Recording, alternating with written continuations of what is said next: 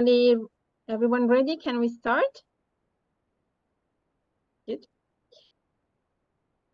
Okay, so good afternoon, everyone, and welcome to the 8th Regional Policy Dialogue of the Bolster Project. Before we begin, please note that this event is recorded and will be shared through the communication channel of our consortium partners. So my name is Giulia Sandri, and I'm Research and Development Manager at ICAS, at the European Citizen Action Service, one of the 12 partners of the Bolster Consortium, which is led by Tilburg University. For those of you who might be new to Bolster, the project's full name is Bridging Organization and Marginalized Communities for Local Sustainability and Transition in Europe. It's funded by the European Union Horizon Europe program, and our goal is to explore how marginalized communities and vulnerable groups are impacted by European Green Deal policies, and to assess how involving them in decision-making can increase support for sustainability transition. As part of this effort, ICAS and the consortium are hosting a series of 10 online policy dialogues. So this is the 8th. We are 2 more in May and June. And each of these dialogues are focusing on regions that are undergoing just transition processes. Through these dialogues, we aim to foster cross-regional comparisons by sharing lessons learned from regions all across Europe that are grappling with green transitions. But also to reflect on more general topics like the one we are going to cover today. To start things off, we have a couple of quick icebreakers questions for you, which will have just popped out up on our screen from the Slido questionnaire. So first of all, we'd love to know from where you are joining us today. So please let us know your city or region. And then I don't know whether you have already the time to fill this question, but second one is about how familiar are you with the topic of just transition in the EU. But let's have a look already at the first question. There are the answers that are popping up. That's nice. Wow, United States, well, Erfurt, Amsterdam, Germany, Romania, Bucharest more specifically, Switzerland, many countries. Good, perfect. There are other participants that are typing, Halle, Brussels, good, a lot of different places, excellent. Yes, let's wait a couple of seconds more for people to fill in the poll. Good. And yes, this is the second question. So how familiar are you with the topic of just transition in the EU? So please answer this. So your answer will help us get a better sense of our audience knowledge level today.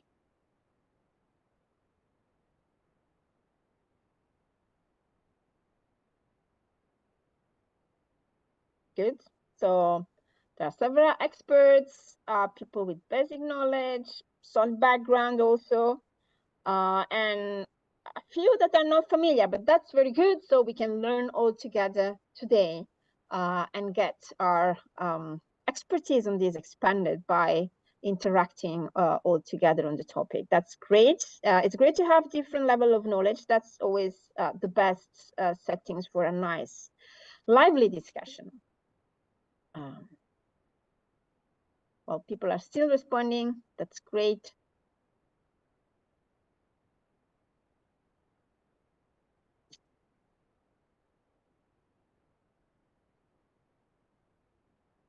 Perfect. Excellent. Even more responses. Good. So I'll wait a couple of seconds more. There are more people also joining us today.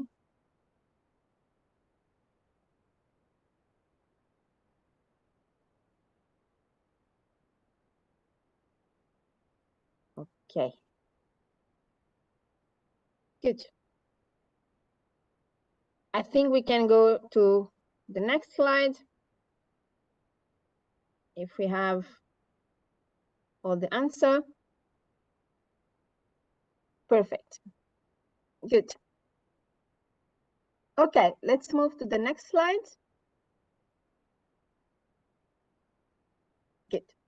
So today's dialogue will focus on sorry, energy, but also climate more broadly, transitions in the multi-level governance settings of European Union. And just a little reminder that in order to enrich the upcoming panel discussion at the end of the presentations by the speakers, we invited the participants to complete also a brief questionnaire, also via Slido. And if you hadn't had a chance to participate, we send information in the email to participants where we provided the link to this event. Please do so by connecting to Slido using the credential that were displayed on the screen before and that you received also by email.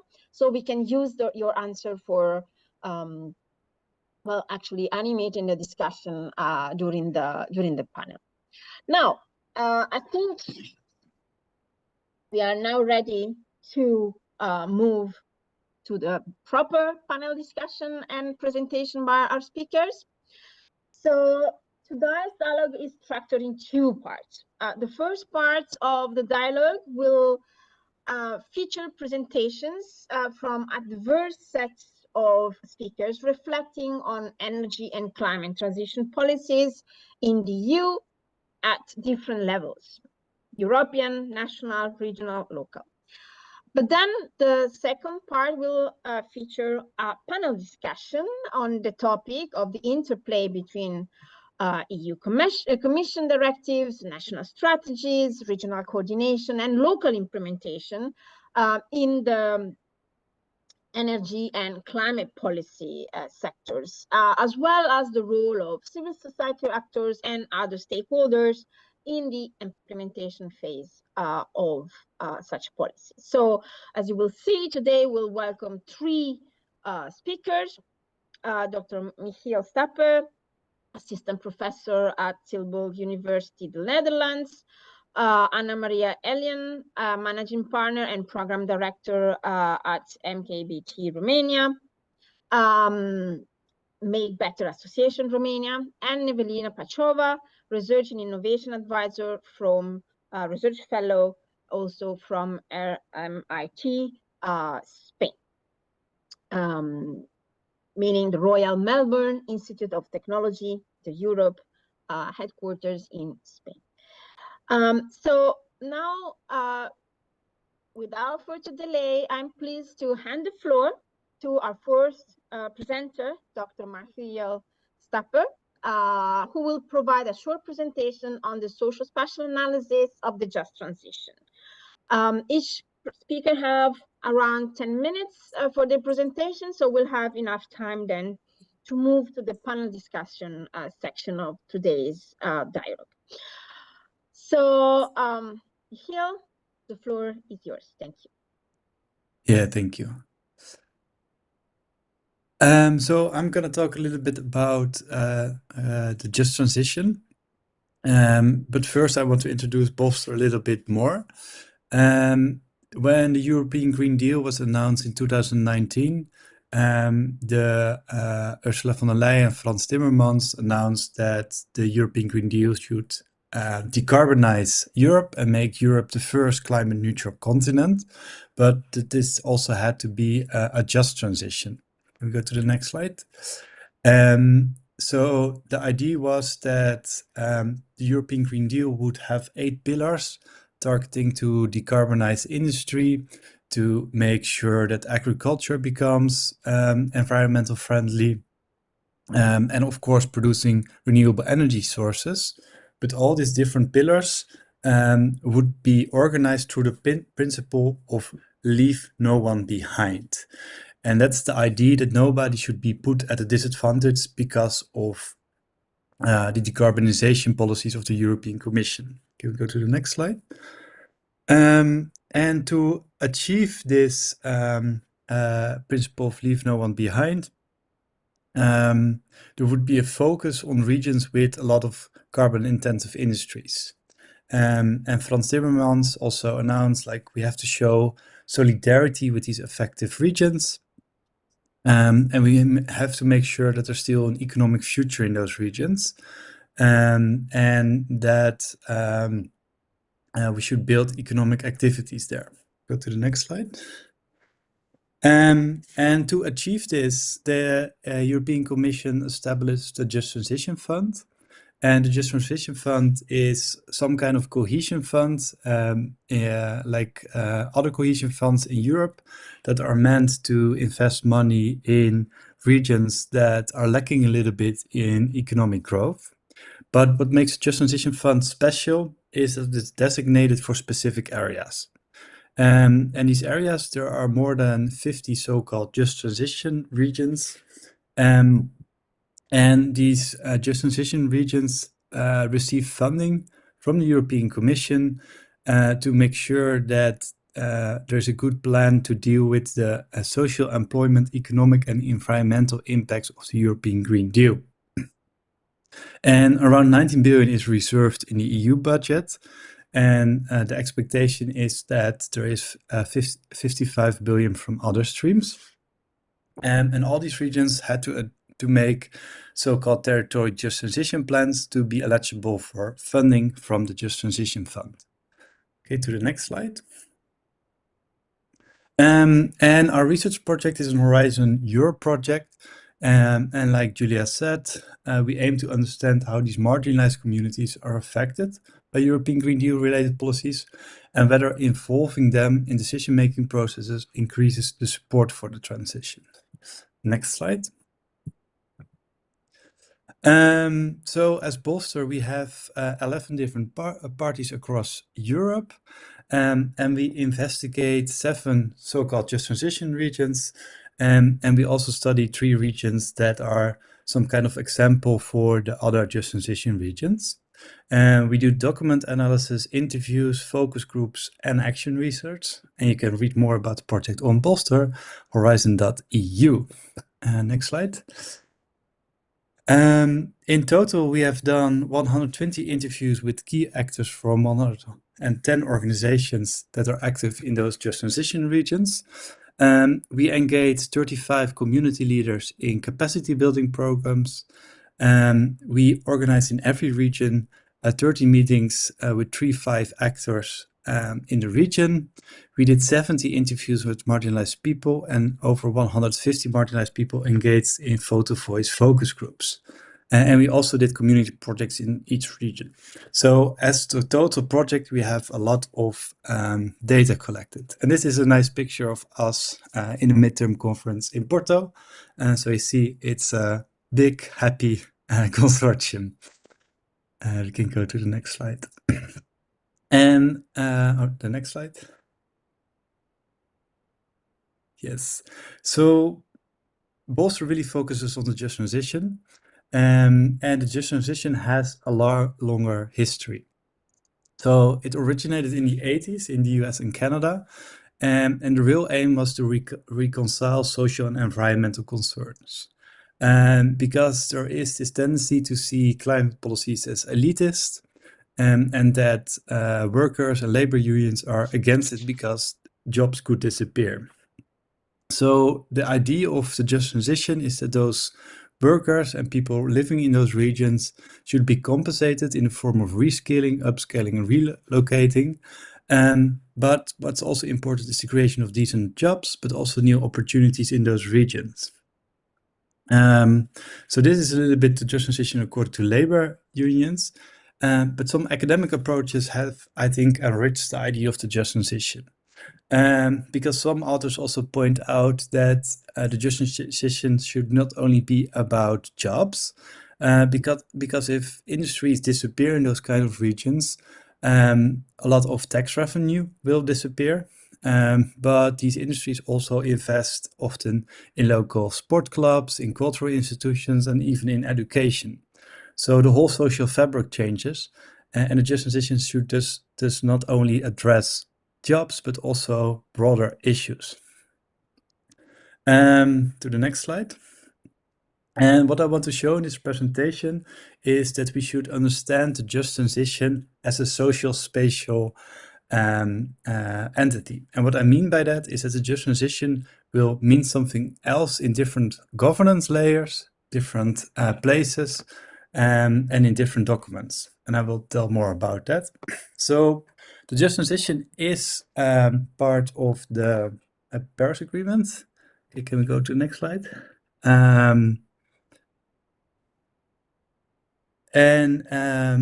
Also an important part of the European Green Deal. And I think we should see the just transition as a policy grammar. So the just transition means something in different documents and different situations. And I like to use the term policy grammar rather than discourse, logic, or repertoire, because a policy grammar means that it's way more flexible. It's a little bit loose, and it really can mean something else in different spaces and for different groups. And I will show you how that exactly works. Okay, we go to the next slide. The idea for the people that are more academically interested, the idea for policy grammars comes from a little bit from John Dewey and Boltanski and Thévenot. And these are some books that I recommend to read if you're interested in this. If you're not, please skip them. Okay, go to the next slide. So I think it's important to understand the just transition as a social spatial process. And like I said, the just transition will mean something in different spaces and to different people something.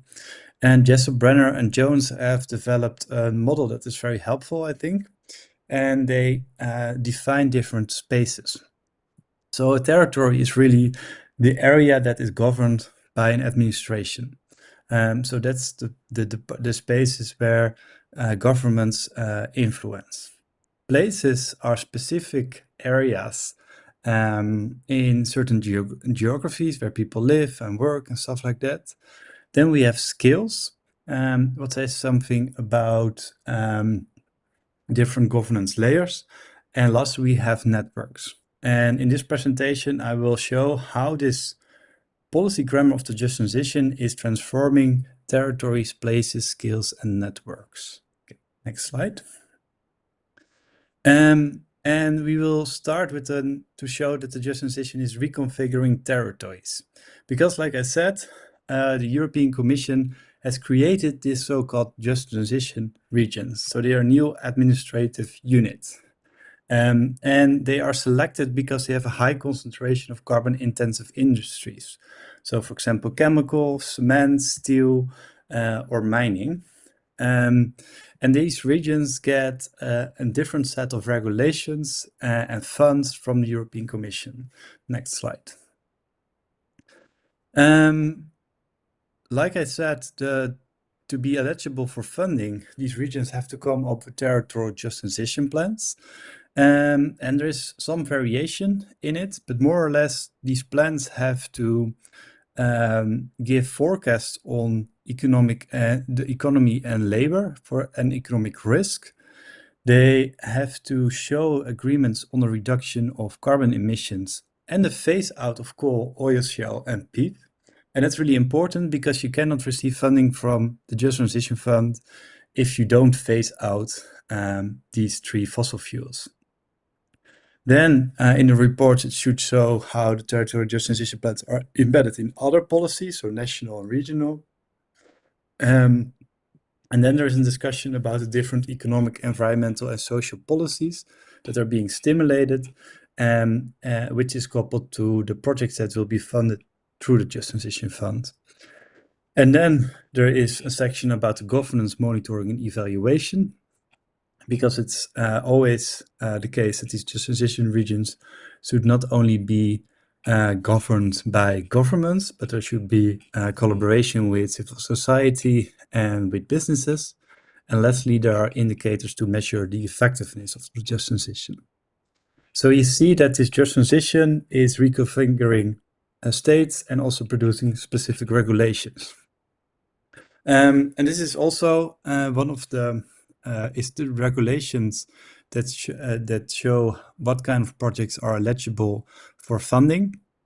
And as you see, that there's a lot of attention for SMEs and job creation.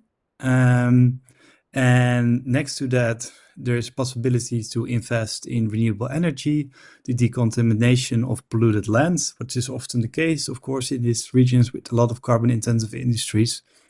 But there is also possibility to fund projects related to education, social care, elderly care, and other social projects. And what's interesting is that most of the funding should go to SMEs, like the economic funding. But there's an exception that if there are good reasons, regions can also decide to fund big corporations if they can show that jobs will be preserved. But in the regulations, this is an exception. And you see that on this level, so the European level, the policy grammar on the just transition is a little bit like justice is achieved through employment and better and social conditions. Can we go to the next slide? And we delve now a little bit further in how the just transition is reconfiguring among skills. Because the European Commission and the member states designated which regions are eligible for funding. And like I said, these are regions that have a lot of carbon-intensive industries. But of course, there has been some political scheming from regions, from member states to designate specific regions and don't designate other regions. These national and regional authorities design the territorial transition plans, and then the European Commission approves or requires adjustments to the just transition plans. Then the next step is that national and regional authorities manage the spending from the just transition fund, and local government, market actors, education and research institutes, and civil society organizations can apply for funding. Can we go to the next slide? So if you read the documents about the just transition,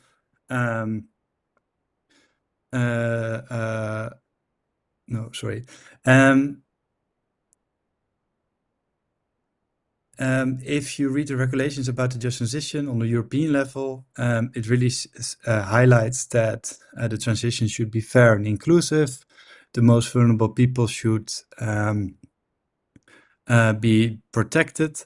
There needs to be focus on upskilling and reskilling, and there should be attention for regions that are not at the same capacity to respond. Okay, next slide. And then the support should be for areas of education and inclusion, and gender equality should be promoted. And in order to enhance the economic diversification of territory, there should be support for SMEs. So on this European level, justice is achieved, like I said, through employment and better environment and social conditions. Next slide. And we did in Bolster also a little bit of research to how the money is being used in the different regions. And that's interesting because then you see that the policy grammar of the just transition, as defined on the European level, is shifting on the national and the regional levels. Because in the table you can see that most of the money is actually going to SMEs. So there's most attention for it. And quite some funding is also going to large corporations, whereas that is an exception, because also a lot of the energy budget, and you see those asterisks in the table, is actually going to large corporations. Some regions choose also to invest in education and research, but for example, social care is not often a target of those kind of policies. So it's really an economic policy, it seems. Next slide.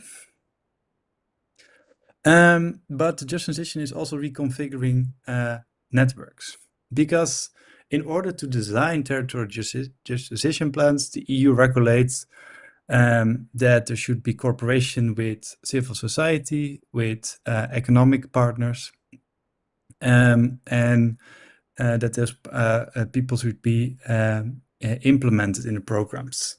Next slide. But we did research in Bolster, and we see also a lot of difference here. And there has been extensive outreach to various actors in some regions, like Silesia, Leon, and Saxony-Anhalt.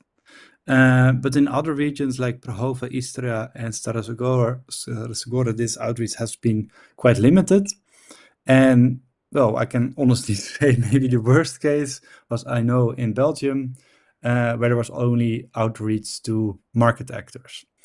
And we created this kind of overviews to what kind of actors are involved in what kind of stage of the design phase of the implementation phase of the just transition. This is an example of Poland. So you see that in some areas the networks have been quite various, and otherwise it's very limited. But I'm also sure that in the next presentations we will further unpack the stakeholder engagements in the regions. Next slide.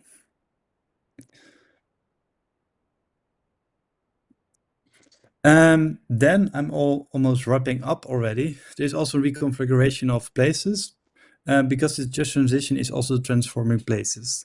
This is a very specific place. It's the Tat Steel Factory in IJmuiden, which is very interesting because it's not eligible for the just transition, but workers here have been going on strikes, have been fighting to decarbonize the steel plant, and they come up themselves with a green steel plan. So this is actually a very good example of a just transition process from the ground that is not fully embraced by the European Commission. But these kind of practices also transforming different places. Here I'm going to stop, and I gave you a little bit of a theoretical framework. And in the next presentations, also from Neveline and Anna, you will see way more how the just transition is also transforming these kind of places. Thank you very much. Excellent. Thank you, Michiel, for this comprehensive overview of the social, territorial, employment, and network transformation that are brought by the just transition, but also for looking also at this work across scales. So we will dive deeper on some of these issues, and there will be certainly time for question at the end of the presentation during the panel discussion for the audience. So please keep your question in mind or put them already in the chat, but we will answer the question, present the questions to the speakers at the end during the panel discussion.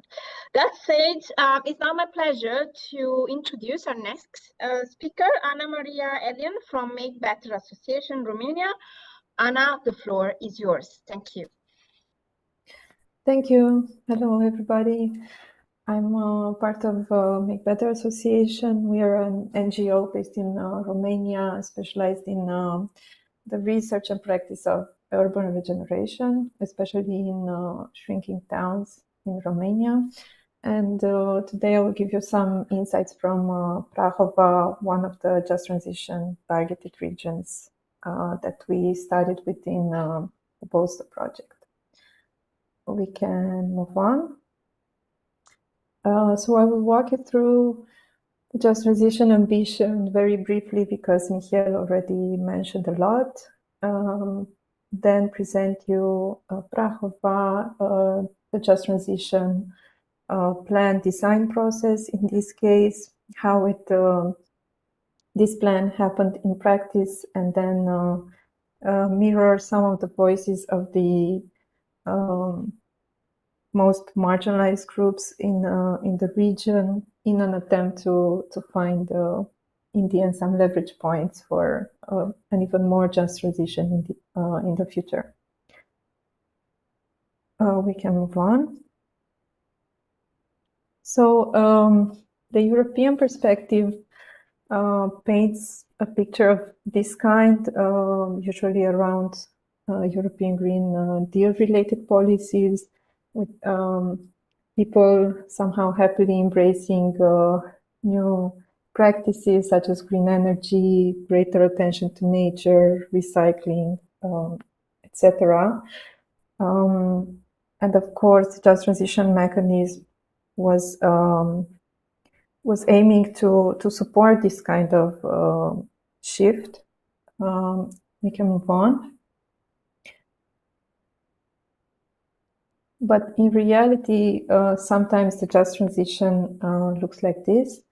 This is an informal settlement developed on the edge of an oil reserve, on oil refinery in Prahova, and literally sitting on a very rich oil reserve. But it's also part of the groups that have not benefited so far in any way from the richness of the area, and will most likely not benefit from the opportunities that the just transition should bring. And it's this kind of contrast or ambivalence that we try to explore in the Bolster project, trying to understand how is the just transition framed in the official policies versus perceived on the ground, and who is actually being left out. Just a brief introduction in the setting of our study. For those who are not familiar with Prahova, this is the hotspot of Romanian oil and gas industry. And the identity and heritage of this area is very much associated with this industry. It's also one of the wealthiest of the territories targeted by this mechanism in Romania, but with a quite considerate demographic decline, a very low trust in the local public authorities, and quite a weak and underdeveloped civic sector. And this, of course, had an influence on how the things happened also in the case of this policy, the just transition one. We can move on. How did we define marginalization in our study? We looked at those structurally marginalized, so those who historically faced multiple forms of marginalization and exclusion, and we interacted with women from an extreme poverty area. We also looked at those left behind from past transitions, so from areas of the region which already lost their industries in the 90s and were already affected by the loss of jobs, out-migration, and so forth. And we also looked at those at risk of future marginalization, either for not being included in general in the decision-making process, and this is the case of youth, but also those who are very likely to leave the region because it does not present them opportunities for the future. We had already mentioned this. We interacted with these groups both through interviews, through more unconventional methods such as photo voice, and also through research in action.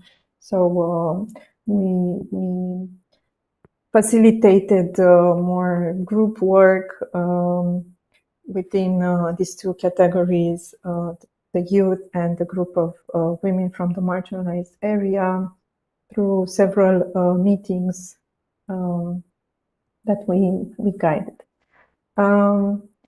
So how was the Just Transition Plan designed in Romania? The Romanian government had this overall coordination, and they hired an international consortium to advice on specific aspects. And they were the ones who suggested also participatory meetings and focus groups.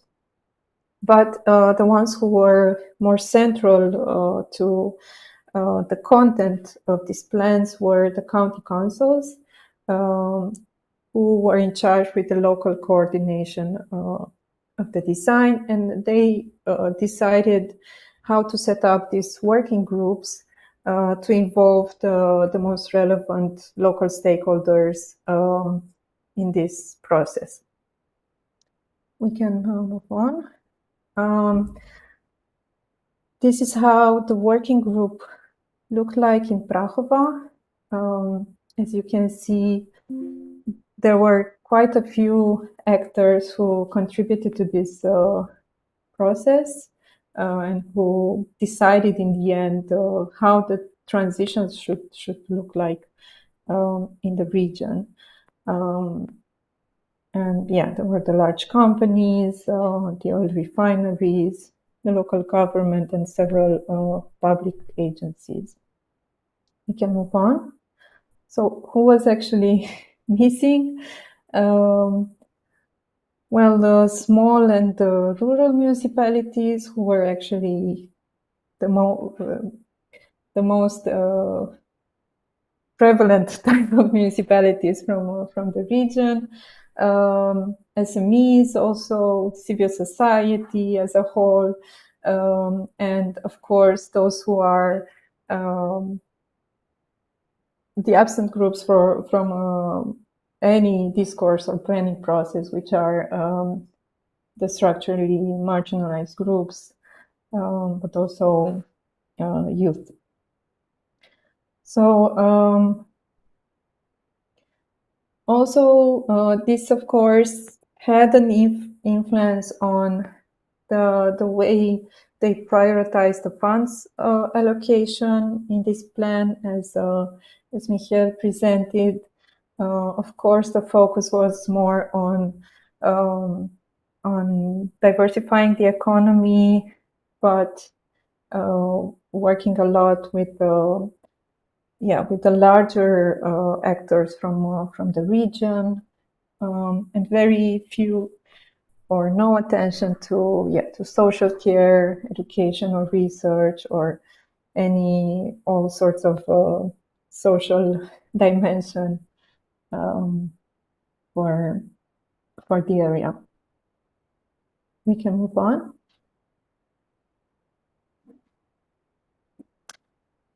We can go to the next.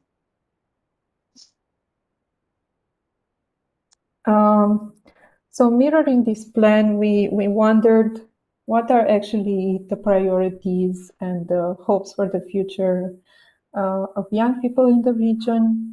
And we saw that they do have an understanding of the climate concerns at global level, but their European policy terms and language is very different to their own.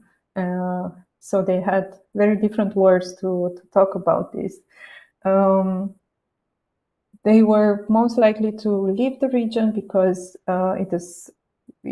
right now the region offers very limited educational career opportunities, and perhaps at the same level of importance, very little cultural, creative opportunities for them to spend their time.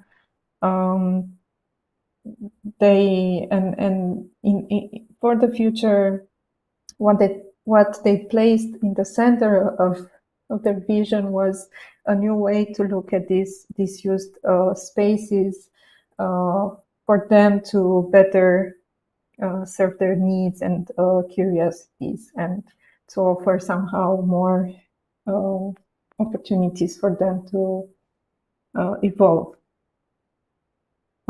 So yes, very different needs.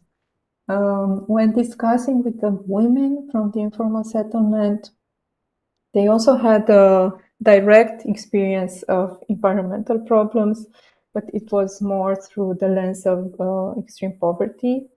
So they were dealing with air pollution, ground contamination, energy poverty, and so forth. And of course, their biggest hopes were to actually be part, better integrated in the society, and very connected to access to basic utilities, housing security, and so forth. And because they had these very basic needs in their everyday life, their focus was very much on the family unit, their children, and little reflection on the community as a whole. And I added on the very right of the screen, you can see two pictures that were taken from the women in the neighborhood when asked in the top what is it that they don't like in their community, and in the corner right at the bottom, what is it that they desire the most or aim to have. And it might seem shocking, but this very basic things such as running water was present in more than one picture that they brought to the discussion. We can move on. So why does this matter? Well, I was very inspired by this book, which is in essence tells us that we should stop pretending that we can stop or slow down global warming, and instead try to think how to best prepare for the very scenario that we are trying to avoid. And he somehow argues that in order to face these enormous challenges that we will have to face, in fact, building strong communities, local communities, overcoming social inequalities, all these are in fact climate actions. And these two should be at the center of our concerns in order to together become more resilient for the huge challenges that we will have. We can move on. So the Just Transition Plan in practice, well, there were several calls launched, quite a few so far, only few projects signed, and the targeted investments included in this project, as you can see, are very far away from the type of concerns or needs that these communities have, and also far from being truly transformational at the region level. So equipping dentist surgery, setting up tourist facilities, construction of storage units.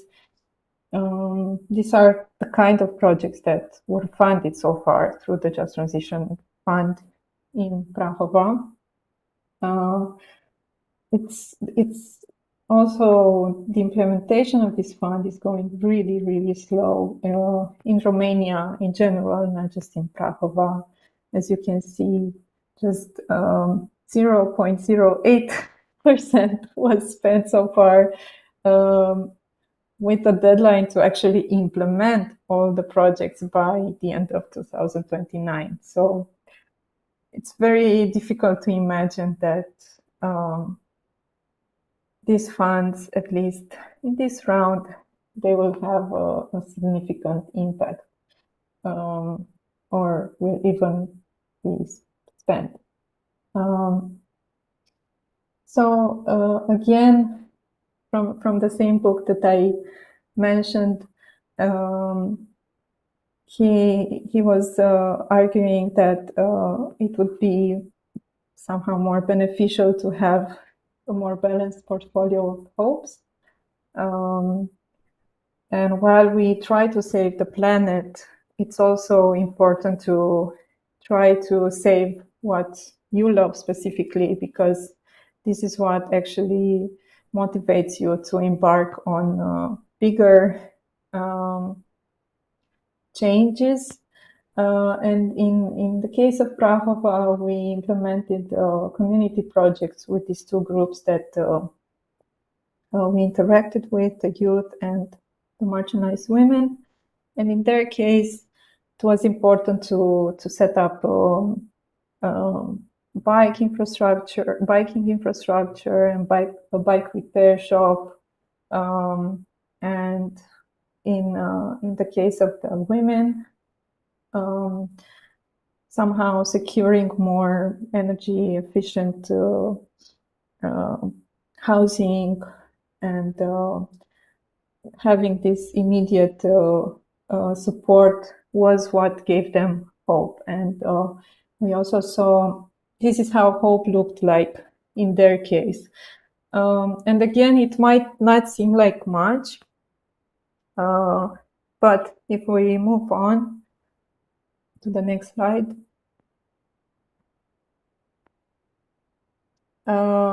we did see a change in their perspective, and a shift in how confident they felt to influence changes in their community, the sense of the general hope they have, acceptance of the transition, or even trust in the authorities. We can move on. So to conclude, of course, to be able to put in practice this great ambition that the European Green Deal is, this is very dependent on who is at the driving seat and who is brought around the table. So unless tackling these longer-term structural barriers to participation, just transition might be a lost bet. We also saw that there is a need for translation between the understandings and the different terminology that different actors use. And of course, participation doesn't happen overnight, especially in regions with low civic engagement history. This is like a muscle that needs to be trained along the way if we expect these groups to actively participate in the just transition process or in any kind of policy implementation or design. So yes, community coagulation and the development of civil society are actually quite at the core of fostering a more just transition, although it might not seem like at the beginning. Thank you. Perfect. Thank you so much, Anna, for your presentation, especially touching upon how the just transition has been perceived by civil society and especially citizen on the ground. Now, as we continue to delve into the experiences of different regions, our next speaker will present some of the bolster findings in the region of Leon, Spain, another target region of the bolster project. So I'm pleased to introduce Nevelina Pachova, who's Research and Innovation Advisor and Research Fellow at Royal Melbourne Institute of Technology, Spain. Nevelina, if I understand correctly, you made some modification to the email, to the PowerPoint, so you want to maybe present yourself, your own slides. Shall we maybe give you the co-host position, or no, it's okay. I can keep on. Basically, ask you to change the slides maybe, and we'll see if the slide is missing at the end. The last one, I'll just summarize. No worries. Okay, perfect. Great. Okay, so yes, I just wanted to mention that this is the presentation that I will make is based on research that I was not conducting alone. I was conducting it together with my colleague Adriana Veran, who is also probably in the audience, and also a colleague based in Melbourne, Ralph Horn. So it's just a summary of some of the findings that we have discovered in the course of research over the last 2.5 years or so. The structure and the type of research approach that we used is very much aligned with the one that Ana Maria already shared and aligned with the overall bolster project task, so to say, and questions that it was trying to respond. So yes, I will not go in detail into that. Next slide, please. Yes, so basically the case in Spain that we are looking at is based in the region of Leon, the former mining areas there. They are one of the just transition regions that are eligible to receive EU funding. However, the process of coal mining phase out there started much earlier.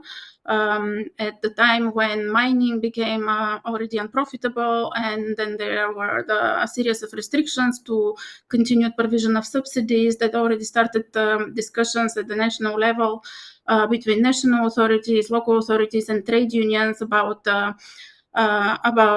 potential agreement of diversifying the economies of the region and in a way phasing out or the closure of the coal mines in some kind of agreed in a way that was seen acceptable to those three main key stakeholders, so to say. Later on in the process, so there were actually 15 just transition agreements signed in 7 autonomous communities across Spain. So the case study is focused on 2 of those just transition agreements in the province of León, en el Bierzo y la Sillana y la Montaña Central, La Robla. But those 2 areas also actually encompass, I would say, 3 different socio-territorial subregions, or because they entail actually different both geographical context, but also cultural and linguistic and heritage. And so this is just to flag a little bit the complexity and the multitude of layers that are engaged in the study and that come into play, and also the type of complexity that's added by the fact that the transition phase out started much earlier, but it is also basically we're talking about the process of coal mining that had existed in the region for 100 and more years. So that's also a major aspect to keep in mind, that, as Ana Maria mentioned, changes don't happen overnight, and these are processes that need probably much longer than what the current just transition process has as a time frame. Next slide, please.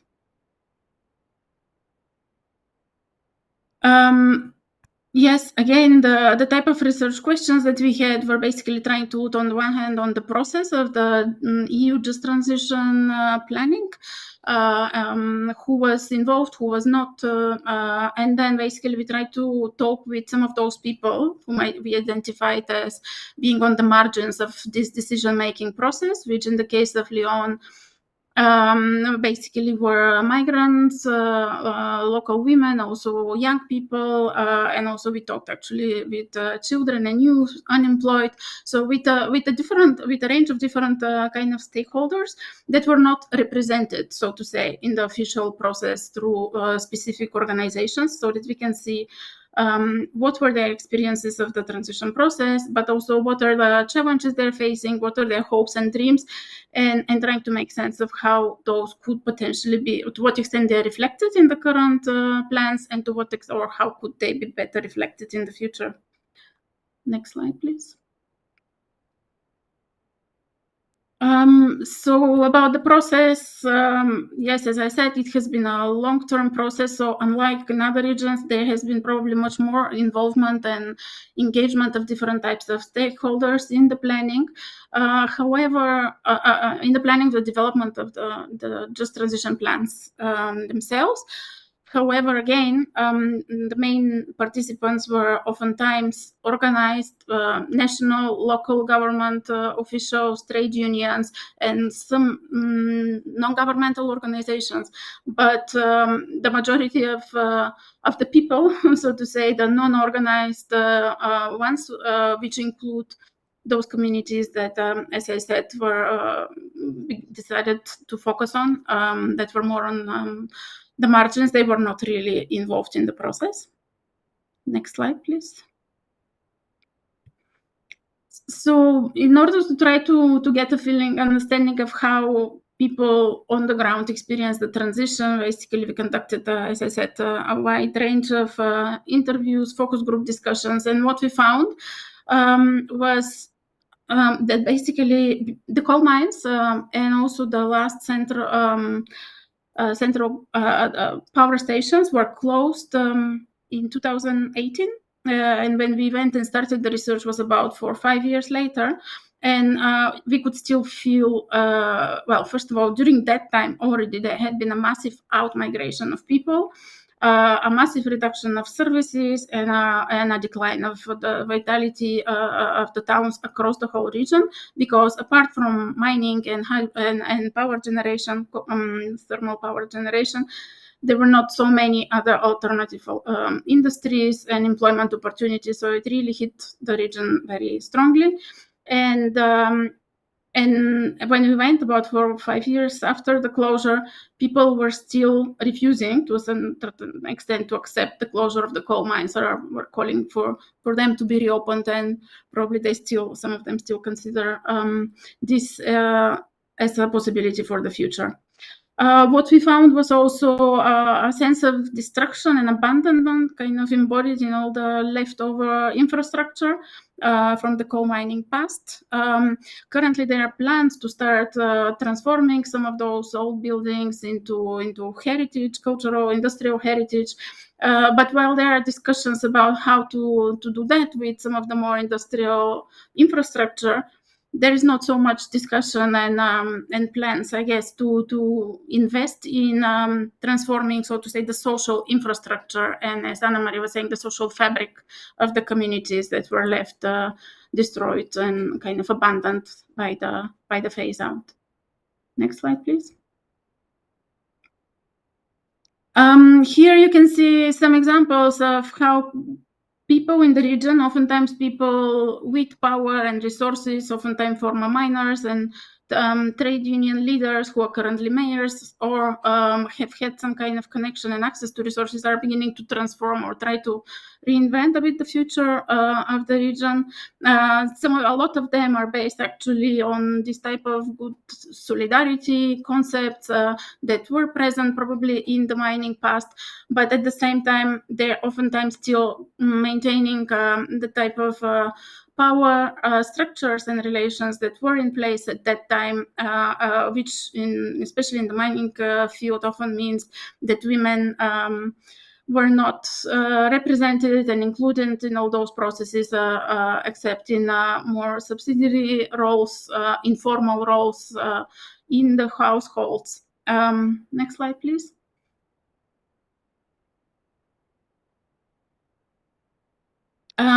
So in a way, the process of change has allowed for the emergence of some new opportunities, both for women, but also for younger people, or the ones who are not necessarily convinced or interested or in dedicating their lives to mining. So we could see the emergence of some new forms of or return to livestock breeding, to beekeeping, to ecotourism development, some small entrepreneurship emerging, but also discussions about more social and cultural heritage from before the mining past that is beginning to be looked at as a possibility for the future. However, we wanted to go a little bit deeper and to find out to what extent also those processes, both the ones led by the people more oftentimes in a position of power and those more emergent new initiatives, to what extent they are inclusive of those other voices that we mentioned at the beginning, we thought as a bit left out. Next slide, please. And what we found was indeed a large diversity, I would say. I think that's probably the major finding. Women as this kind of big community, this big term that encompasses a wide range of diversity of women, have different interests and perspectives. Some need probably access to better job security, because a lot of the new opportunities that are emerging are economically sometimes informal, not secure in terms of the length and the conditions. At the same time as beginning to maybe engage more in the labor market, they still have to continue taking care also of the households in the lack of childcare and other social support provision. For migrants, the situation has actually possibly deteriorated because of housing prices increases, a reduction actually in the increase also in the informal barriers to accessing housing, but also opportunities for jobs are obviously less currently than they were before, and they continue to have the regular problems with transferring to a new place, translating and homologizing diplomas, finding childcare, and so on. For young people, a bit like in the case of Romania, there is the dilemma of to stay or not, and it's the sad. We were kind of left with this sad feeling that a lot of them wanted to be able to stay in their hometowns, but had no possibility to do that. And they do see a lot of local resources as an opportunity for the development of the region, whether it's again some leftovers of the pre-mining agricultural heritage or community structures in place, or some natural aspects of the local environment, but they do not really have the possibility to invest and engage with turning those into some initiatives and some opportunities for the regeneration of the future. And with children, again, this is touching a little bit upon the type of focus that I said is currently given to restoring the mining heritage and infrastructure, not so much the social infrastructure. And we could see that in the type of conditions that they were facing, both in terms of the quality of the education and also the infrastructure. I must say, however, that you can see a big diversity here. And while we were talking oftentimes about marginalized communities, those communities don't necessarily exist as such on the ground. And this is one of the challenges that we had with trying to find entry points, but also in trying to kind of almost establish those type of groups that, in a way, we are beginning to call communities. The local just transition alliances were one of those intermediate kind of structures that was established in the project as a way of trying to make sense of all this diversity of issues and concerns, and try to find a way to translate those concerns to the higher level policymakers in the region. So you can see some of their visions were kind of their way of summarizing, so to say, of the concern that they saw from the marginalized communities were for the need for a better quality of life, equal opportunities, inclusion and care through strengthened networks, and coordinated responses, not only immediate ones, but also systemic ones, and improved services.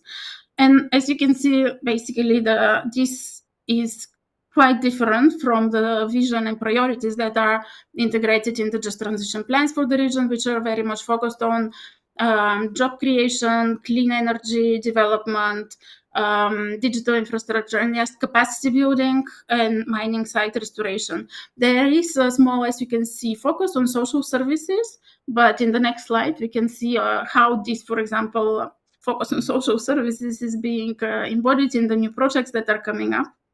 So here you can see an overview of the type of projects that have been that are currently in process as part of the Just Transition funding. And as you can see, the major part of the funding is going for renewable energy technologies and development, for environmental restoration of former mining sites, because a lot of the sites were actually, because of the coincidence of the process in Leon with the economic crisis, a lot of the mining companies went bankrupt, so a lot of the sites were left kind of,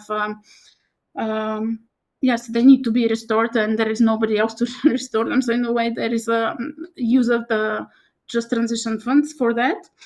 And if you look at the municipal projects, which are the smallest share of all the funding that is currently going there are some that are focused on setting up or developing some of the social infrastructure of the region, but through various interviews and discussions, we did find out that a lot of them are very, they seem to be projects kind of initiated almost from the top down rather than from the needs of the local communities, and some of them are quite controversial.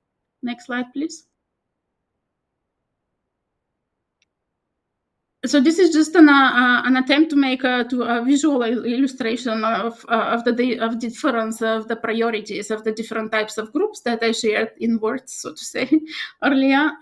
This is based on the coding of the different types of issues that were coming up by the different groups, and the frequency in which they emerged. And as you can see again, the just transition plans were very much focused on investments in global and also local environment restoration, some investments into social and territorial development, so to say. And here there is it is really the focus is on territorial development, trying to give the possibility of local autonomous communities to manage some of the funds. This is what is behind the social investments here, I must say. And while the just transition alliances are beginning to capture a little bit more the concerns of the local communities, which are primarily focused on basic services, but increasing the vitality and connections of among the communities, and focusing on the local environment. So in a way, the Just Transition Alliances as an intermediate institution is beginning to capture those concerns, but at the same time, it is putting the focus on the need for better governance, rather than reflecting the actual needs of the communities themselves. Next slide. Again, I will not go into this in detail. It's just illustrative that some of those bigger categories that we use, they are smaller ones broken down. And I do see, that's not the right slide. Anyway, there are some technical issues there. Yes, we can discuss in detail if you have more questions about what those categories include and how those graphs were made up. So in order to, almost as an expert, on the one hand, as a way of giving back something to the communities with which we talked and which we involved in our research, there were the community micro projects that were being implemented, but they're also an experiment of seeing what is the type of, so to say, a sense of community justice that communities would embody in small initiatives if they were given the chance. Next slide, please. So some of the micro projects that emerged through the discussion of the different groups, this one is an example of a small initiative by the migrant communities in one of the former mining towns, where all established migrants who were there from earlier and newcomers, oftentimes driven by the war from Ukraine, but also ongoing conflicts and difficulties in other parts of the world, are coming and trying to exchange and learn from each other. Next slide, please. The second project is one where a community, like a group of 3 people who were unemployed but involved together in one of the formal training programs under the Just Transition funding, I believe the original one, decided as a follow-up to their course to actually transfer some of the knowledge and the ideas focused on environmental restoration, community building, that on the one hand they learned from the project, on the other hand that they felt like would help to revitalize their community. Next slide. And the third micro project that we have is focused on the conversion of a small kind of abandoned part of a local school into a playground and a potentially an outdoor classroom for the children in the village. Next slide, please. So I don't have the my last kind of wrapping up slide, but one of the basically in that slide that's missing here. I was trying to put the question the other way around. Both Mikkel mentioned the policy grammar, and Anna Maria was also referring to the need for translation. But while oftentimes we are talking about translating the policies to the local communities, I was trying to imagine, and we can use this as a starting point for discussion of how we can translate actually the community needs or the community sense of justice that's coming up both from the research, the qualitative research, but also the micro projects that they have come up with into a logic that's understandable and potentially acceptable to some extent to the higher level policy makers. And yes, just to mention some of the what I have seen and I feel is like, apart from like going beyond the divergence of priorities, I think what we can see is more of a divergence of principles behind not so much even what the money is put on, but more into how it is being used. And while we could see that the communities do want first of all, a kind of a solidarity in meeting basic needs, like, for example, in the migrant communities, but also like Anna was discussing some of the other issues with basic needs that exist in Romania.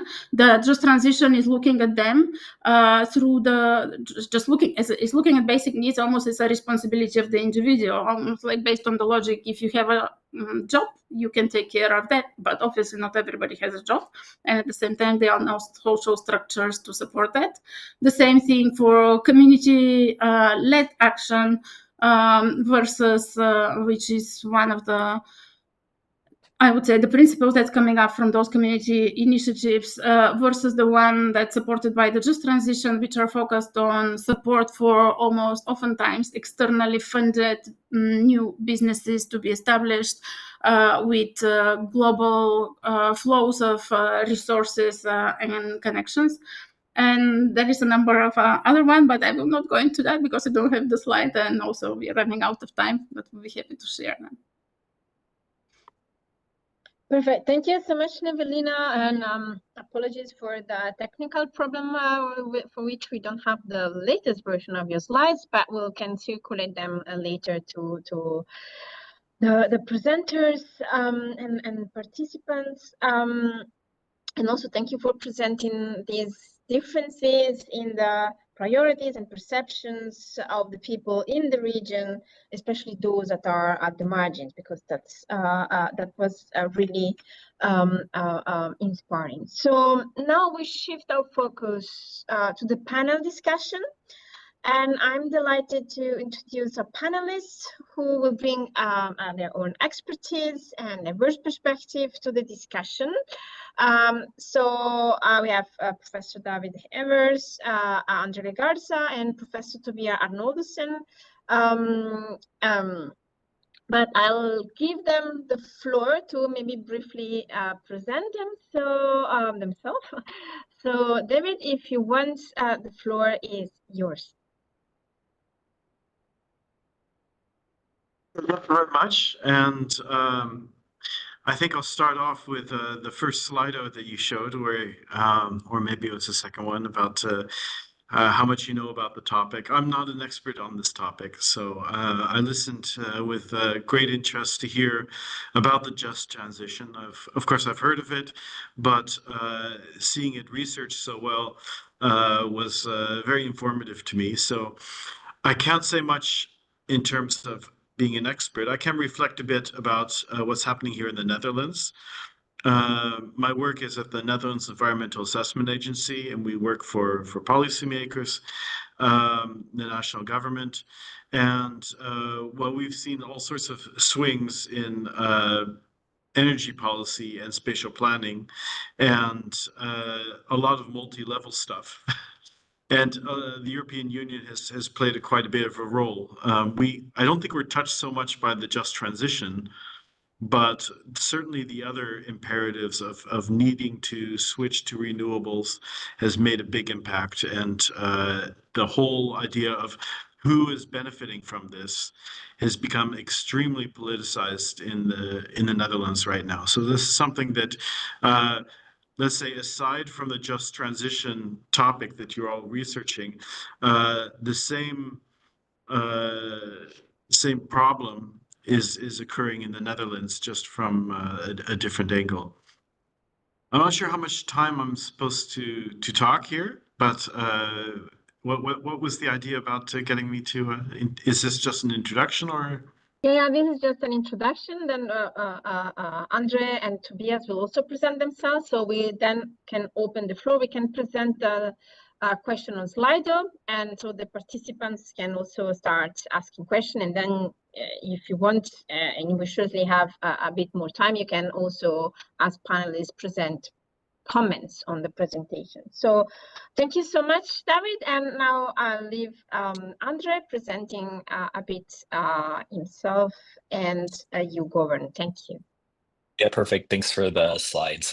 So in short, I wanted to quickly thank all the presenters, and I just wanted to quickly introduce YouGovern. So all the discussants today are members of YouGovern on the discussant side, and Michiel's also an early founding member of YouGovern. And with it, we're a research network. Anyone can join the research network with an application, but we do a lot of things around the topic of urban governance and multi-scalar governance. So we share a lot of our interdisciplinary research. So you'll see a lot of our members in the room, but essentially we're all interested in the concept of governance, how governance is actually applied within different contexts across the globe. We initiate certain research projects together as a team.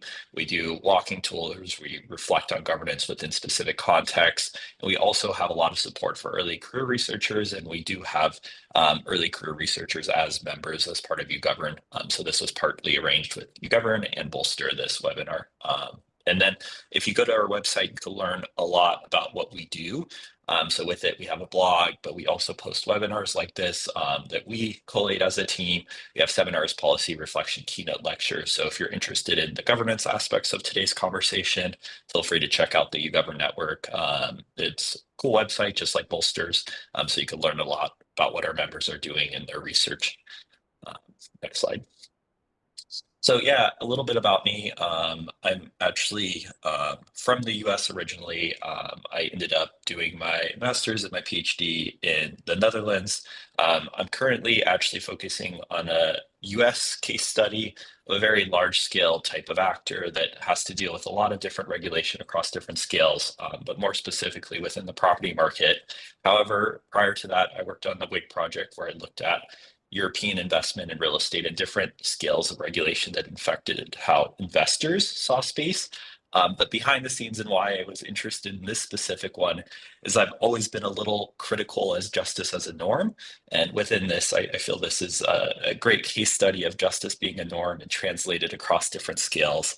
So within all the presentations, I really like the reflections on how justice was translated into these local contexts and how it wasn't quite compatible with these local needs. So we heard in all of these presentations that either communities were established, which is quite problematic, or B, for instance, that these needs that were sort of expressed at local communities weren't met by these ideas of justice at the EU level. So within this, I cannot help but reflect to what extent should we think about justice as an overriding norm that influences sort of these local outcomes, or we should think about norms that originate from local spaces, or these actions, for instance, that Michiel was highlighting from local sort of movements rather than EU-based movements.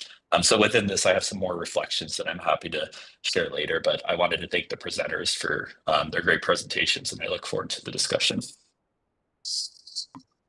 Excellent. Thank you so much, Andre. And now I leave the floor to Tobias. Yeah, thank you very much. Thank you very much for having me also. I'm an assistant professor at Tilburg University of Legal Theory, and because I'm so much involved with text in my work, I thought let's do my introductory slide only with pictures. And because, well, this picture on the left is a picture of me in lockdown, actually, when we couldn't go outside, so my life was behind the computer. And actually, it is the picture from outer space, because that picture is very telling for me. I'm a discourse analyst, so I look at problems, environmental problems, from a discursive point of view. How are they framed, and how are the way they framed also indicative of the way they are solved and the way we think about justice and equality? And this picture is actually very important from the point of view of environmental discourse, because when it emerged in the 60s, this created a kind of reframing of how we saw the Earth. Instead of this huge, massive Earth on which we all stand, we saw it as a little ball floating in the Earth with all its vulnerability that entails. So it really caused a discursive shift in how we thought of the world and also how we thought of its environment. So that's interesting to me. At the same time, what's also interesting to me is the strategy behind it, because discursive moves are also often strategic moves, like in a game of chess. If you control how something is spoken about, you also control who has the power to say something about it and what kind of solutions get talked about, and that might benefit you. Next to a discourse analyst, I'm a lawyer, so I look at environmental law, and I also work in the courthouse of Amsterdam. This is a picture of the courthouse of Amsterdam, which I find a very interesting reproduction of space also.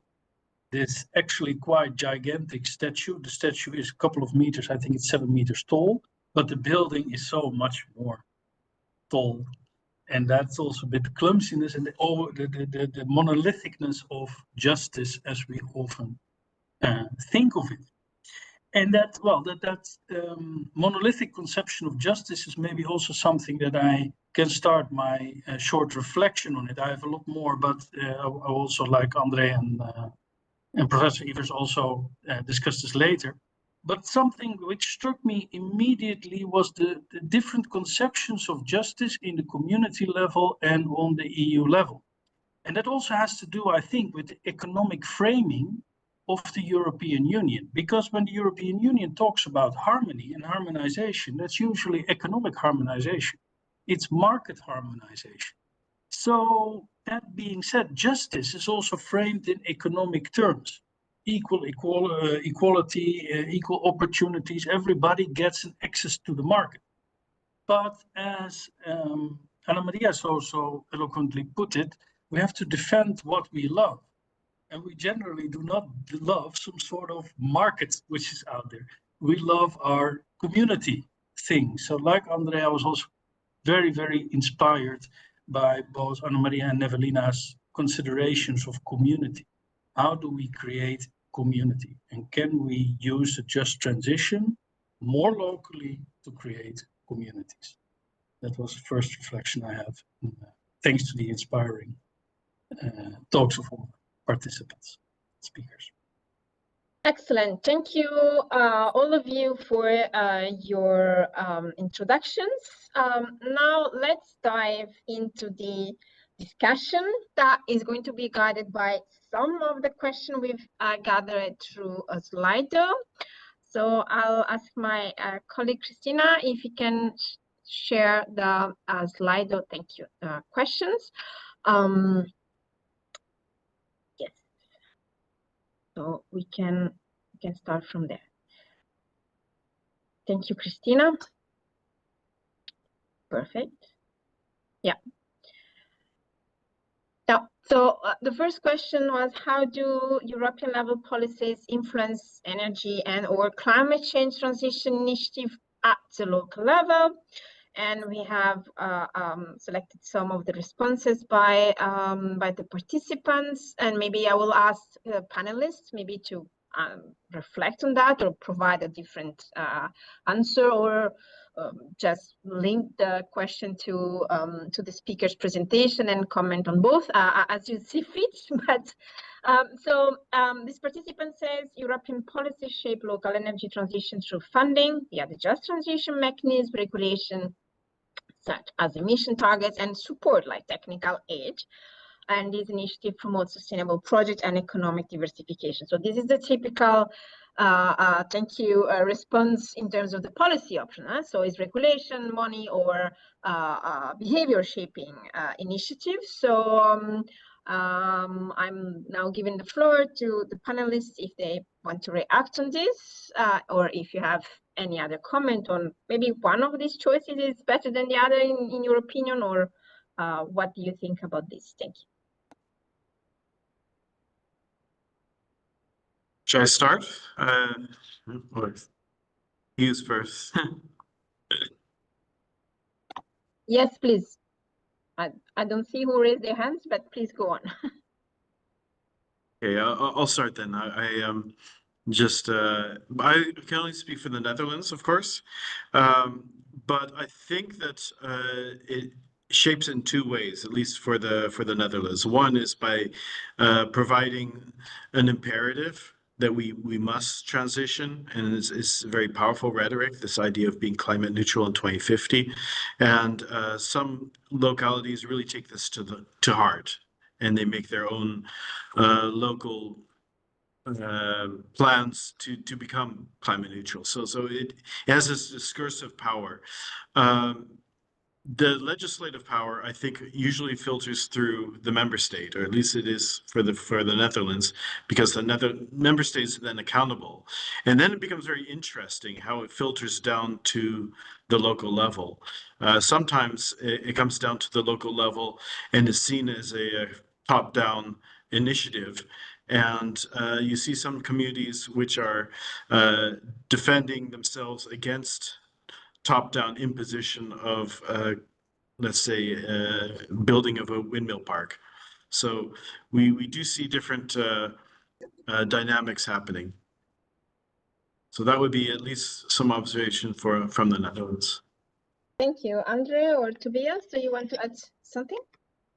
Yeah, if I could also to add on to Professor Evers' comments, because it's also interesting to how these multi-scalar governance themes work, right? Because the EU often doesn't set concrete targets. Yeah, it sets concrete, large, overarching targets, but these have to be filtered down to all these layers, including the member states. So it's kind of this kind of game that you used to play as a child, where somebody whispers a word to you, and you have to whisper it to the next person, and the next person has to whisper it, and it gets distorted in the trickling down.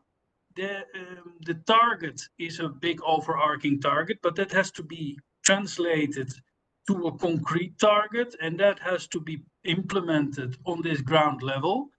And that then is implemented by saying, well, the EU demands that of us, whereas it's actually often not that which the EU demands. The EU demands a certain quality standard. But yeah, you want to deflect maybe the blame also, or the criticism, and then you say, yeah, it has to be of the EU, which then anger is focused at the EU level. And so you get a kind of Pinteresque misunderstanding between these scales. And I think that is something that, that's very interesting. I don't have an answer to how to solve it, but it's an interesting problematic.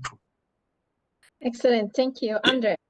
Yeah, one other thing I'd like to add, other than the actual quote unquote directive or targets or goals, it presupposes norms, right? So in a way, if justice is your primary norm, that's the measure that, local entities, not always, but it's translated in a way with this just framework. So with it, we can't detach these policies from the norms that they sort of imply, or the measures that we want to talk about it. For instance, within the presentations, we continue to talk about justice within all these specific local contexts, whereas the norms, if we agreed on norms as a civil society on a more local level, justice may not be that first norm that we would choose within the specific context, or we might have a different sorting mechanism to think through challenges. So they influence energy and climate change transitions through also presupposing certain sets of norms that allow us to sort from one project to another.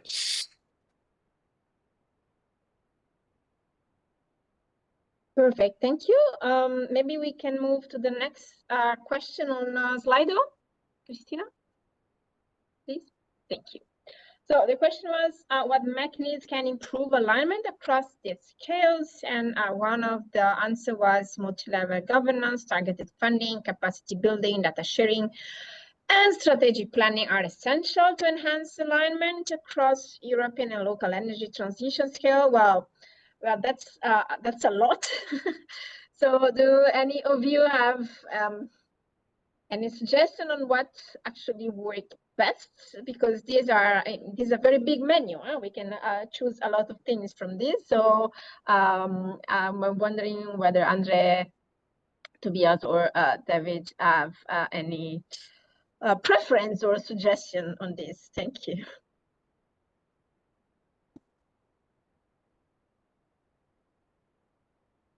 Yeah, I can try, because I also basically pleaded ignorance about this also in the last slide, saying I don't know how to solve this.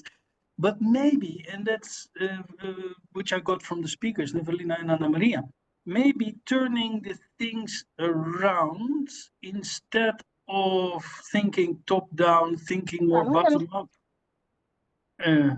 Though that is also already been tried, and that also needs targeted funding. But maybe we can first inventorize what the communities actually need, because I was triggered by the slide of Nevelina with saying that, well, the EU focuses on global government or global environmental issues and local environment, and actually what the people would like is more community integration and more cohesiveness. So perhaps we can start by strengthening communities instead of by immediately thinking about environmental transformations. I think that's a great point. And one other thing that I think Anna Maria said was understanding who's at the driver's seat is very important in this. And sort of these networks that are created sort of put different people in different contexts at these driver's seats. So within this, if we think about the multi-level governance and the realization of these policies and the landscapes that we're seeing, we legitimize certain drivers that then, have certain capabilities to, direct funding, to build data around projects, to sort of illustrate, I guess, the impact of the funding. So within this, I think the more that we understand what these networks look like, which I think the Bolster Project's doing an extremely good job of illustrating that and showing the positions of power, just understanding that provides us the ability to actually think about how we could improve alignment, right? We need to do this type of work in order to understand just what's being realized within space. Thank you. David, you wanted also to add something? I saw your hand before. Yeah, I was thinking improve alignment. To improve the situation, what do you want to improve? And if it's what you want to improve is that we become climate neutral in 2050, that's one thing. If you want to make a just Europe, that's another thing. And when I look at this just transition, it seems, where are we putting first? Is it the justice or is it transition? It looks like we mainly want the transition, and we're going to not be completely giving money to the Teslas only, but we're going to have some eye for justice as well. And maybe that's. And then when you try to optimize that, what's the balance? And I think it seems to be that when you're just looking at a certain minimal level of justice, it makes sense just to do it the way they have done it and just give money to areas which are seen as disadvantaged by transition policies and let them sort it out. But if you really want to dig deeper, and that's exactly what you were doing in this Bolster project, taking that leave no person behind really to heart, then you have to shift to something else. And then it's a different type of an alignment, because I think the type of alignment that you want to get a transition to low carbon economy, and the other one of to really have justice, those might be two different things. Perfect. Thank you so much. Maybe, Christina, we can move to the next question. Yeah. So the question asks whether you can share example of successful multi-scalar collaboration in energy and or climate transition, and what the key lessons are to be replicated then in other regions. And an example was given concerning a successful example of multi-scalar collaboration concerning German, sorry, I don't speak German, Energiewende. I hope the European Covenant of Mayors and Scotland's Just Transition Commission key lessons for replication involve early and inclusive engagement, tailored solution, transparent communication, long-term vision, and capacity building and adaptive planning. Well, that's quite a complex example. I don't know whether you have any comments on this, or in general on the question of identifying and sharing best practices of multi-scalar collaboration. Thank you. If you don't, we can move to the next question, but no? Okay. Christina, thank you. So what are the main challenges in harmonizing climate change policies across different governance levels? So the main challenges include varying political priorities, diverse local contexts and needs, different levels of administrative capacity, potential conflicts in regulatory framework, and the difficulty of ensuring consistent implementation and monitoring across regions. That's absolutely true. And the political variables also if I can add, are often overlooked, in my personal opinion, but I'm absolutely not an expert on this specific point, but these are important variables. I don't know whether our panelists have any comment on this, or shall we move to the next question too? David, yes. I would say the political one is very, very important. At least in the Netherlands, we have different types of policy cycles. There were times when climate was given to provinces and they had to sort it out. Then there came to the national government and they imposed things top down. People didn't like that. So then they created a regionalization. So it depends, depending on where your phase is, it will change the governance entirely. Thank you. Any other comment? Yeah, I would also say like the pre-existing sort of arrangements that, you know, David's hitting on within all these different contexts. You have different arrangements between local and regional sort of governance infrastructure, even provincial, right? So the understanding that harmonization requires acknowledgement of these diverse infrastructures within diverse contexts, or these diverse networks that we were talking about earlier, right? So I don't think harmonization is possible without any acknowledgement of these infrastructures that are in place, nor targeted collaboration and communication with those infrastructures in place before this harmonization is sort of realized, right? Like there's huge challenges in acknowledgement of the existing infrastructures in place. Yeah. Thank you. Excellent. I would also add that the question, of course, presupposes that this harmonization is needed, and I think this harmonization is needed. But if you bring it up like that, you will immediately engender opposition, with people saying, "Well, all this harmonization, we don't want this. We want our own region. We want our own way to doing things." And so I think that the political legitimacy of the EU is facing a challenge. So in that sense, asking the same question, how can the EU do this or do that, is problematic, because whether the EU is seen as legitimate in the eyes of many in the region is a problem. Thank you. Good.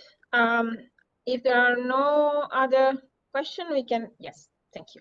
And now let's talk about money. So how can innovative financing models and public-private partnership be designed to support energy transition projects across various governance scales? So one of the answers say innovative financing models such as blending public and private capitals are crucial for scaling up energy transition project. Public-private partnership and mechanisms like risk sharing and performance-based contract can further enhance support for these projects across various governance levels.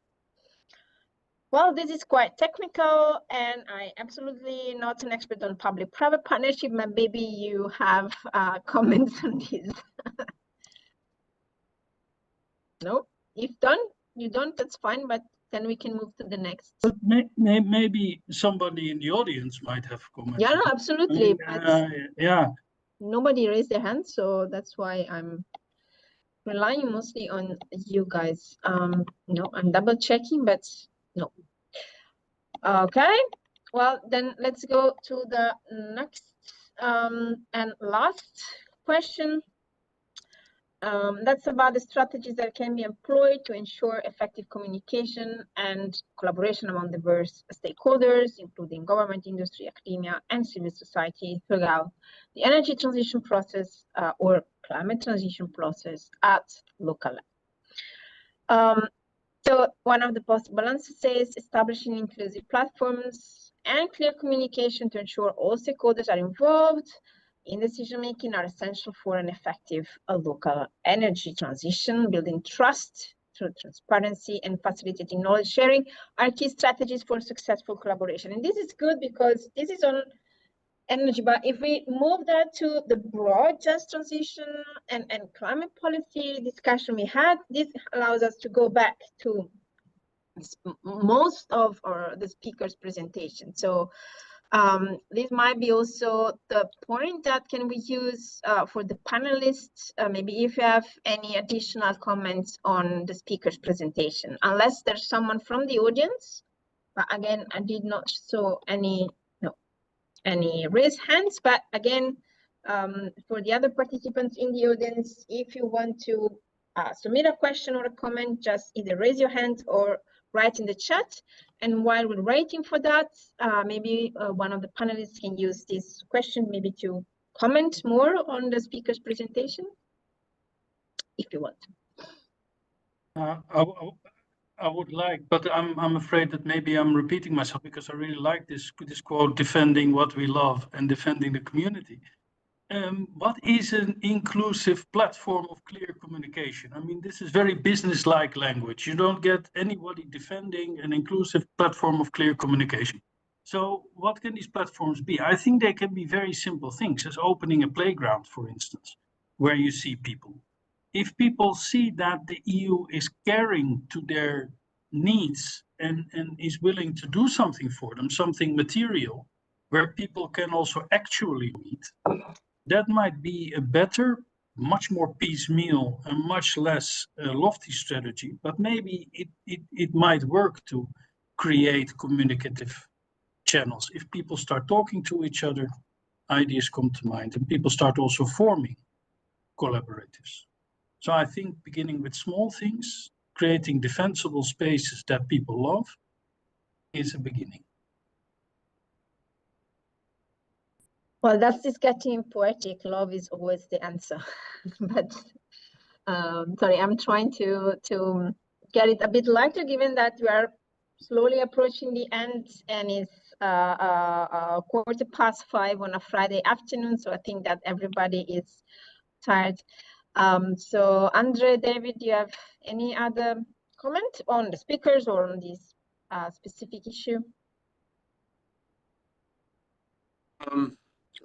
Well, first of all, I think the presentations have shown us that there's a huge difference between the European level and maybe even the national level and the people that you actually want to serve by this. And so this comes into planning processes in general when you want to do something for disadvantaged people, but they're the ones who usually never come to the public consultations.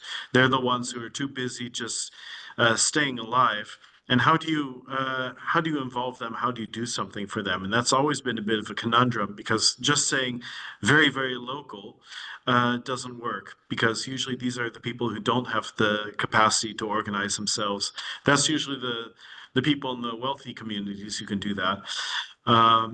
So yeah, I think there has to be some sort of local activism, if they're like community leaders, and to just really go piecemeal and see what's being done and who are the, let's say, local heroes, and maybe start from there, and if you can then link that to some sort of funding, just kind of start in that route, and then of course you usually encounter all sorts of bureaucracy, because then there's usually rules about who can get funded, and things like that. But I think in an ideal situation, you could really move from let's say the very grassroots upwards, in full knowledge that that's usually many times not possible with EU funds. Yeah, I guess my general response too around that, I really like Tobias's spaces in which you could foster this interaction, but I totally agree with David that it's difficult to, even get something out of those spaces, or even like get the interest together. But with this, I think it goes back to also the a space in which, or a mechanism in which we could agree on principles and norms from a more local environment, right? And a form of EU funding, or a EU funding regime that's flexible to those needs, And the one thing I see when I see actually justice has been interpreted quite flexibly, on a local level, at least when it comes to funding, which is very interesting, because a lot of people might say justice is not quite as flexible, or maybe shouldn't be as flexible. But in a way, if we think about creating these spaces where we could establish principles and norms on a more local level that fits within some sort of regulatory regime that provides funding, I think that'd be a very interesting paradigm to explore further, and understand how communities can actually establish norms themselves, rather than, have norms applied to their specific needs.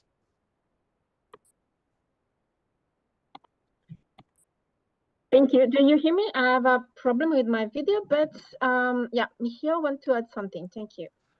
Yeah, to jump into the discussion, I think what's interesting is that there are, of course, also all kinds of regulations on the European level on how to engage with like stakeholders.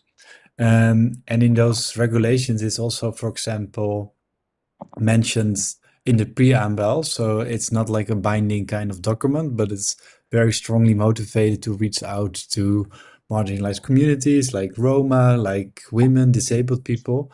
But this is often not enforced. And you see that this idea of justice indeed is very flexible, and that it's pretty okay until the projects are being funded. And then, yeah, you have very typical projects that are being funded. I think the dentistry equipment that Anna thought about in Prahova, for example, you really wonder what that has to do with the just transition. So I think I really agree with you that there should be more strengthening of local activism and civil society organizations. But there should, I also think, be better monitoring from a European level on how the stakeholder engagement is organized and who is being involved. But that's of course a tricky thing, because the member states don't like it when the European Commission is meddling in that kind of affairs. But yeah, I think in general, cohesion funds will be better spent if these kind of processes are being optimized. So more Europe. Thank you, Anna and Tobias then.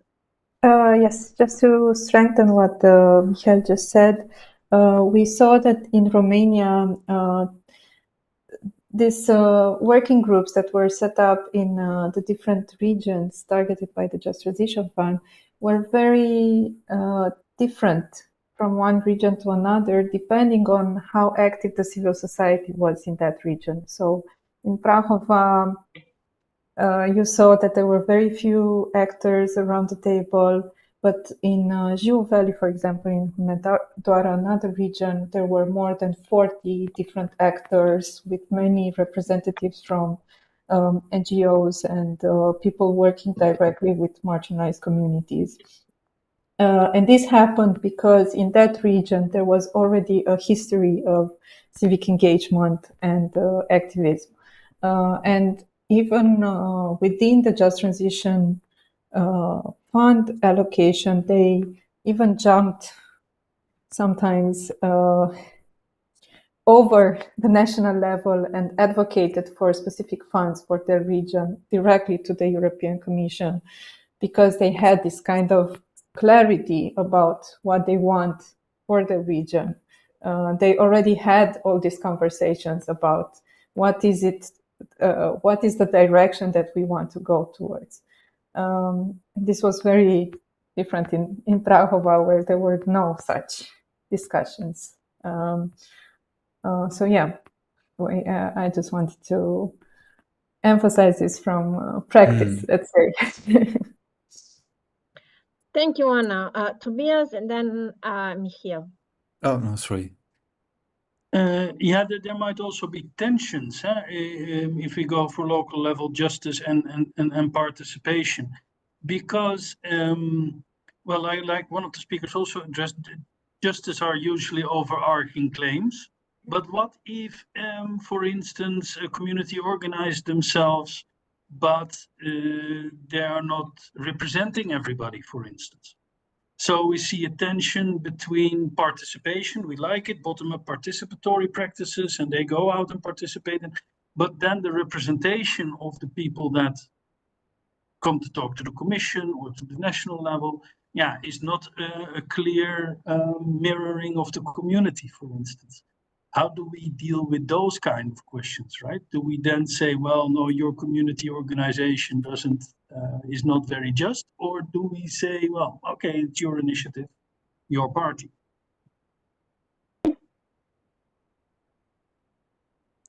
And just to continue that, like, oh, still Evelina also raised her hand, but go okay. on, Michiel, you were first. No, please, Evelina, go ahead. No, continue, and then I jump in. No, I just wanted to make a small comment that sometimes it's also difficult because we should strive for good representation. I think it's really important, but it's also limited to how many people you can activate. So sometimes you also just need particular community leaders that will take the charts. But also in this process, I think, again, there can be way more investment also in capacity building, that there are a diverse set of community leaders. But it's a bit a tricky question. Evelina, go. Yeah, I don't know. I wonder if I can share the missing slide, but if not, it's okay. I just wanted to kind of maybe propose that, obviously, first to confirm that working at the community level can be very complex and very conflictive as well. So it's almost like just bringing the same type of issues, but down at a different scale. So we cannot be idealistic about it for sure. But there could be still almost like recognizing the local level, or almost as an actor, or if you want to call it even an actor scale itself, because it is mixed together.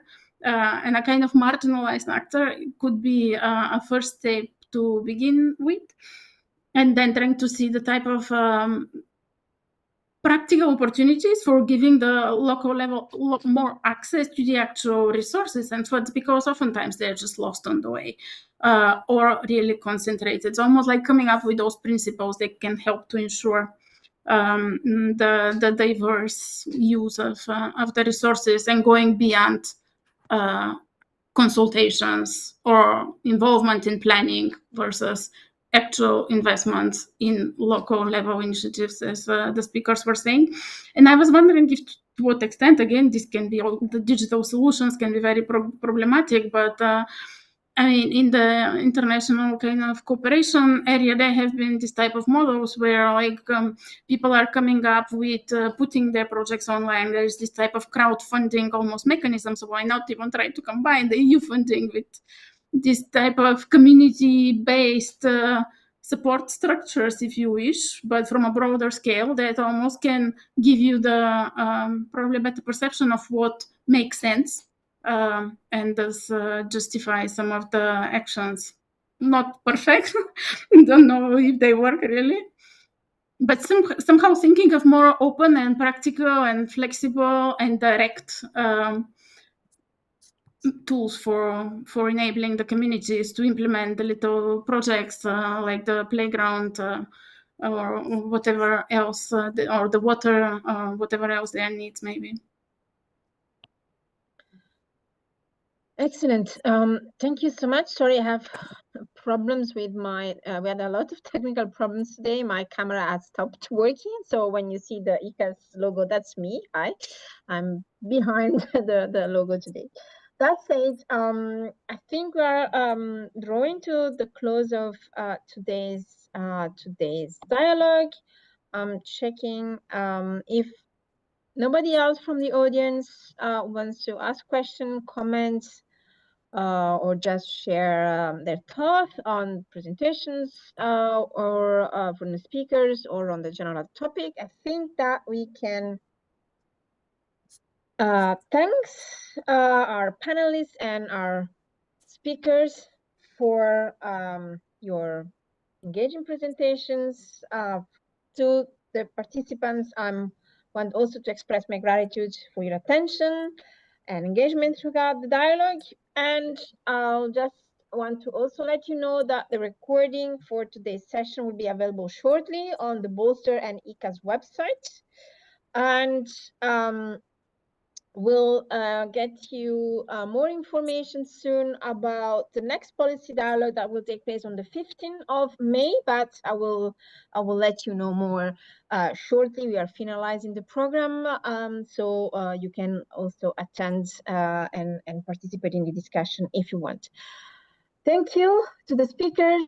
Thank you to the panelists. Thank you, Anna, Nevelina, Michiel, David, Andre, and Tobias. Thank you to the participants, and have a great evening, everyone, and see you on the 15th of May. Thank you so much, and have a good evening. Thank you. Bye. Very much. Thank you. Bye. Bye. Thank you.